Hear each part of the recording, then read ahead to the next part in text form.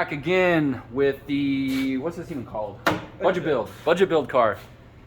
First major repairs since we put it together. The cylinder head we noticed was it fell off sideways, so it's in need of some repair.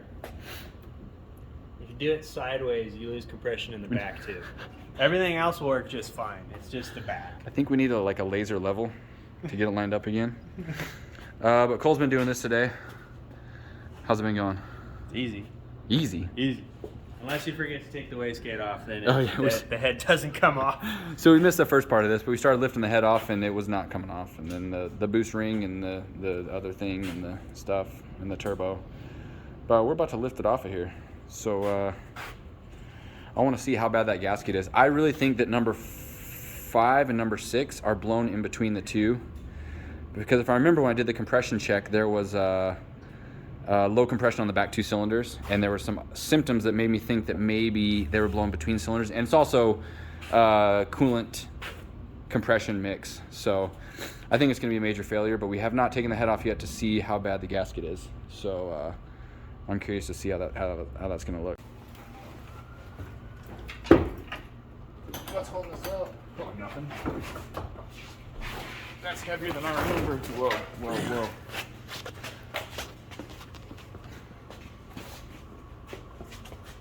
It's not crooked.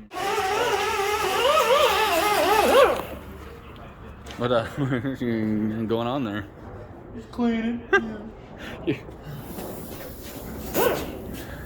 It's coal powered. Powered by coal.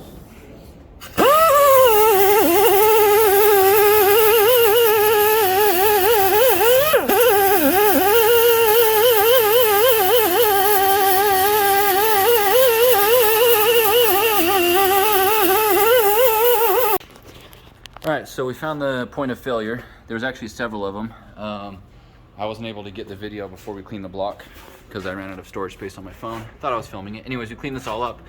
But there was a whole bunch of failure between combustion and coolant, like almost on every cylinder. I think the worst was number 2, right? Number 2 is the worst. Number 2 was the worst, like right in here. You could just see black marks everywhere from carbon. And then between cylinders, I think on a few of them. But you can actually see it on the cylinder head still. We just flipped the head over. There's quite a bit going on right there. You can see it failed between cylinders and it failed into coolant. But to be honest with you, that wasn't the worst. That just means that it failed on the top side of the gasket. On the bottom of the gasket, there was a lot more failure. Even right there, you can see some failure. So I think the head lifted, which I don't fully understand why. Car was running really good though before that happened. Sometimes it's the fastest right before it fails. So we're gonna clean it up, but we did have some compression issues, so I'm gonna check all the valves on this. I'm gonna do a vacuum check right now on the cylinder head and make sure all the valves are good before we put it back together, because I might be swapping cylinder heads, but we'll know that here in a second. So here I've got a cylinder head vacuum checker.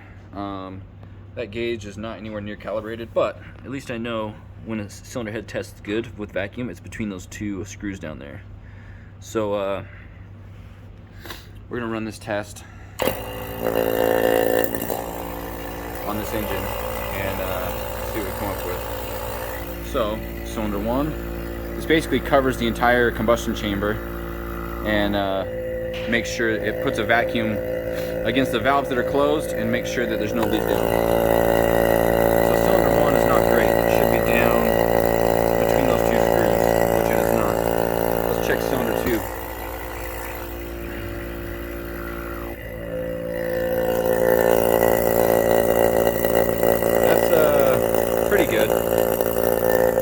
Sufficient, not great.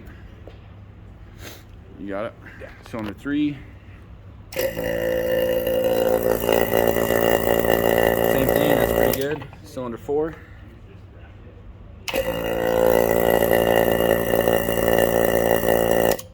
Same thing, that's pretty good. Cylinder 5.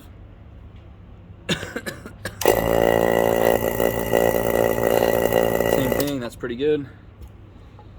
And then cylinder 6. Yeah, cylinder 6 is really good. So all of them except cylinder 1 passed the test. So unfortunately that means I'm gonna have to do some work on this cylinder head or find another cylinder head. This is an NA VVTi heads, so they're not hard to find. I've got lots of them, but I didn't really want to spend time swapping stuff over and messing with it. So I'm gonna do a little bit of stuff trying to figure out if I can clean these valves, and then go from there. All right, so I've got this tool that I made for pulling valves out of JZ heads. It's actually custom built. See the customness? I have it works on both JZ and SR. I made different adapters for it. Anyways. Is that why it says JR or is that JZ? I don't want to talk about it. It's hard to tell. Depends on which way you look at it. So we got the intakes out. They didn't look too bad. Cole went and wire wheeled them on the bench. I'll show you that when we do the exhaust side. But I have a special wire wheel for cleaning the valve seats. This is a trick I learned from Metric Motors when they were helping me build my engines back in the day. So we're gonna use this. It's like it's almost, you can't buy this. It has to be worn in over time to fit the contour of the valve seats. So we're gonna buzz the valve seats with this, and then we'll pull out the exhausts, do that, put it all back together, and hopefully we get good vacuum on this one. Are we doing the right one? Was it 6 or 1? It was 1. Okay. Get it all flipped around, flip it over and do the wrong side. Yeah, you're right, it was over there. Yeah, good call. I'm glad you're here, Cole.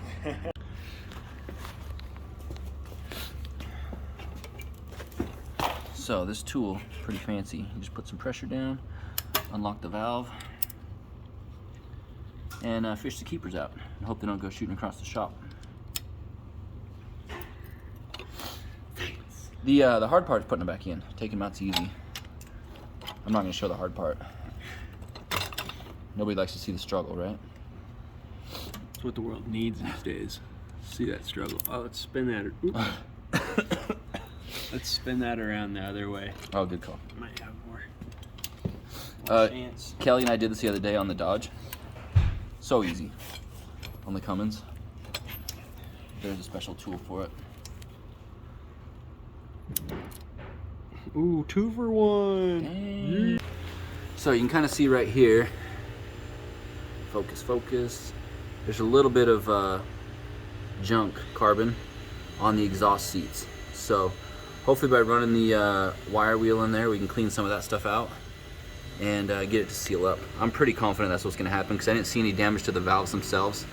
So by cleaning up both sides, I mean literally this is only taking us an extra 30 minutes to do this. So it's not bad. Being able to do head work in-house and not have to send it out. It's nice to have just enough equipment and know how to do the simple things like this. Alright, hopefully this does the trick.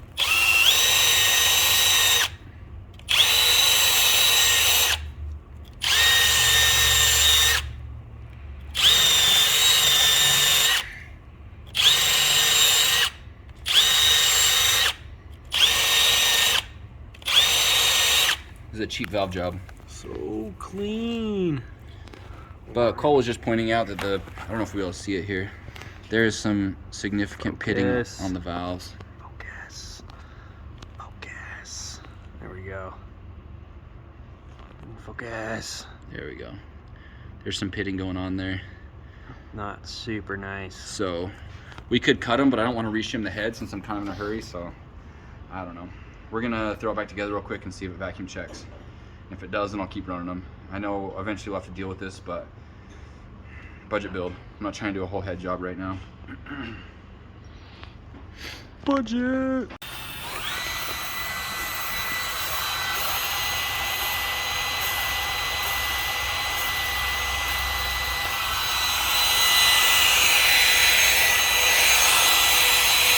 Hey, just showing off. That was all unnecessary. So we decided to try and lap them a little bit, hoping that will help out without doing a full valve grind. You know, nobody laps by hand. It's 2022. Nobody got time for that. Whoa.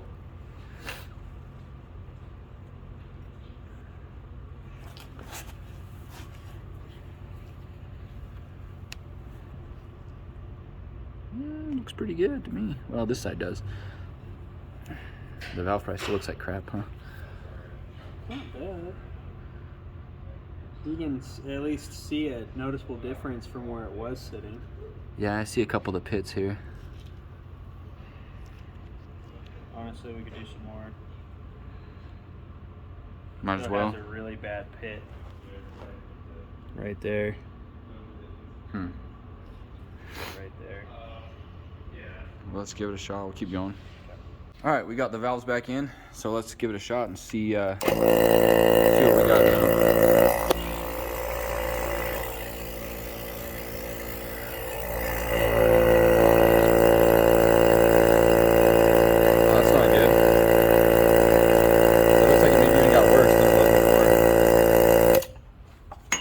Looks like it might have gotten worse. I don't know how it could have happened. That sucks. That was a lot of work for nothing. So maybe we'll take the exhaust valves out and cut them. I don't know. Disappointment. Disappointment.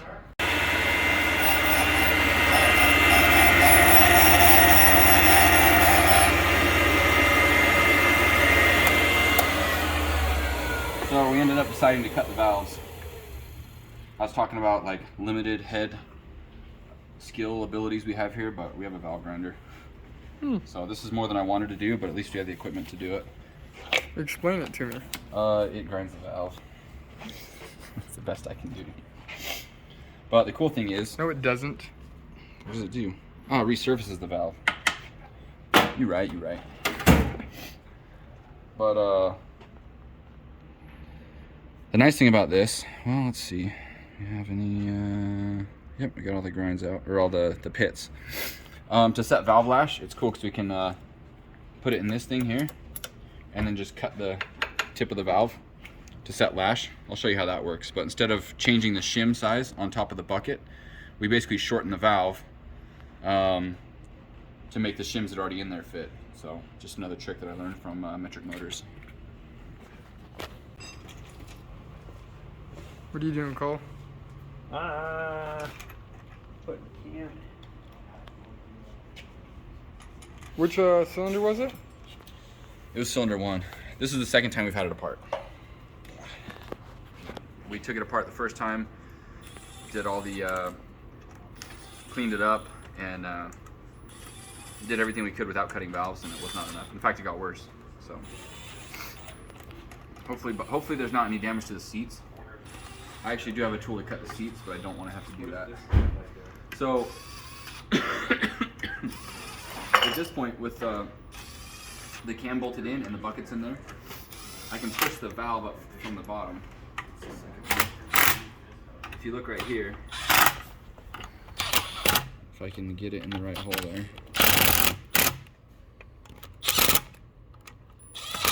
Okay. See that? I'm pushing up on it. Now I can measure lash right there. Hold on, so it goes down? Yep. Then it comes... Oh, it comes back up. So I'll measure lash right there with the force of my fingers pushing up on it. And then I'll just keep cutting the valve on that machine until the lash is right. And then we won't have to change the buckets or the shims. So we're deep in the motor. So I'm trying to measure this out to 0.012, which is what the exhaust should be at. And it's hard to show on camera, but as I force that in, I can feel the valve pushing down. So I know that 12 is a little bit tight. So I'm gonna go take a little bit off of it and check it again. Without going too far.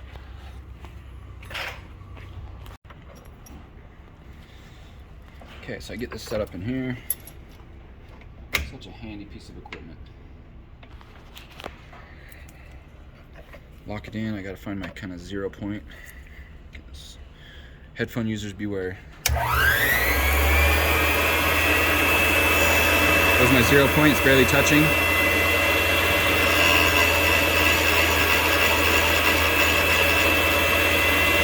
Okay, we'll try it out. Doesn't take much. A little bit goes a long way.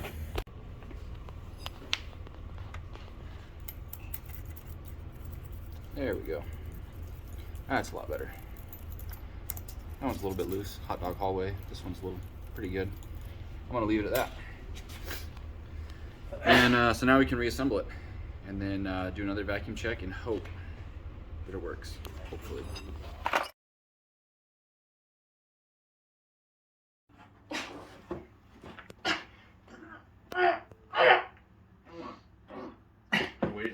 chance to rip.